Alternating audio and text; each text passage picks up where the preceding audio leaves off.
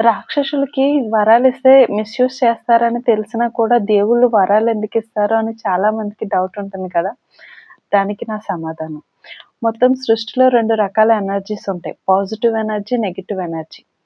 Positive energy మన సృష్టికి మంచి చేయాలన్నా, నెగెటివ్ ఎనర్జీ నాశనం చేయాలన్నా రెండిట్లకి పవర్ అనేది అవసరం. రకరకాల విధాలుగా రెండిట్లకి పవర్ అనేది అందుతుంది. ఆ రెండిట్లకి పవర్ అందే విధానంలో మనుషులు అనేది కూడా one of the important key role. మన నుంచి కూడా దేవుళ్ళకి అలాగే నెగెటివ్ ఎనర్జీకి కూడా రెండిట్లకి కూడా ఎనర్జీ అనేది వెళ్తది. ఎలాగా అంటే 2 రకాలుగా వెళ్తది.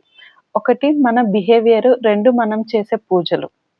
ఈ 2 విధాలుగానే దేవుళ్ళకి అలాగే సాతానుకి 2 ఇద్దరికి కూడా ఎనర్జీ అనేది వెళ్తుంది.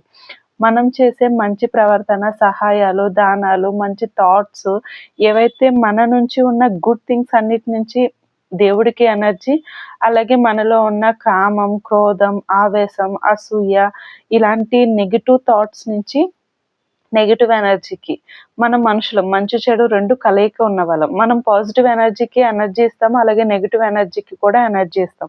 అలాగే పూజలు, మంచి రకాలైన పూజలు, హోమాలు, యజ్ఞాలు, యాగాలు చేసి పాజిటివ్ ఎనర్జీకి ఎనర్జీ ఇస్తాము. అలాగే చేతబడులు లాంటి పూజలు చేసి నెగెటివ్ ఎనర్జీకి కూడా మనం ఎనర్జీ ఇవ్వగలుగుతాం.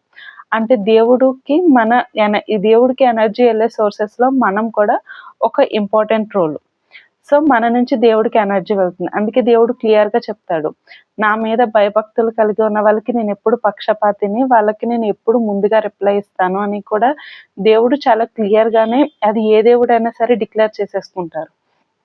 సో, ఇప్పుడు రావణాసురుడు లాంటి అసురులు ఉన్నారనుకోండి, వాళ్ళకి చేసే పూజలు, వ్రతాలు ఫలితంగా వాళ్ళకి వరాలు దక్కినా, వాళ్ళు చేసే పాపాలు అంటే బిహేవియర్‌కి తగ్గట్టు పనిష్మెంట్ దొరికింది. పూజలు, వరాలకి తగ్గట్టు ఇది దొరుకుతుంది. వరం కూడా దొరుకుతుంది. దేవుడు పూజని అంటే ఎంత చెడ్డవాళ్ళు పూజ చేసినా, ఆ పూజని నేను చూడను అని చెప్పట్లేదు. పూజను ఆయన కంపల్సరీగా కన్సిడరేషన్‌లోకి తీసుకుంటాడు. పూజకు తగ్గ ఫలితాన్ని ఇస్తాడు. అలాగే మంచి బిహేవియర్. ఎవ్వరు మంచి బిహేవియర్‌ని కలిగి ఉన్నా కూడా దాని నుంచి కూడా ఆయనకి ఎనర్జీ వెళ్తుంది కాబట్టి దానికి ఫలితాన్ని కూడా ఇస్తారు. అంటే దేవుడు ఎలా చెప్తాడు అంటే, ద్రౌపది వస్త్రాపహరణం కంటే ముందు ఆయనకి చిన్న గాయం తగిలితే ద్రౌపదీదేవి తన చీర కొంగు చింపి కడుతది. దానికి ఫలితంగా ఆమెకి అవసరమైన టైంలో చీరల వర్షం కురిపిస్తాడు. ఒక భూమిలో మనం ఒక చిన్న విత్తనం నాటితే అది మహావృక్షంగా మారి ఇంకా అన్‌లిమిటెడ్‌గా మనకి ఫ్రూట్స్ ఎలాగైతే ఇస్తదో, అలాగే దేవుడు మనం చేసే ప్రార్థన మన మీద కృపలాగా ఒక వర్షంలాగా ఆయనకి ఇస్తానని చెప్తున్నాడు.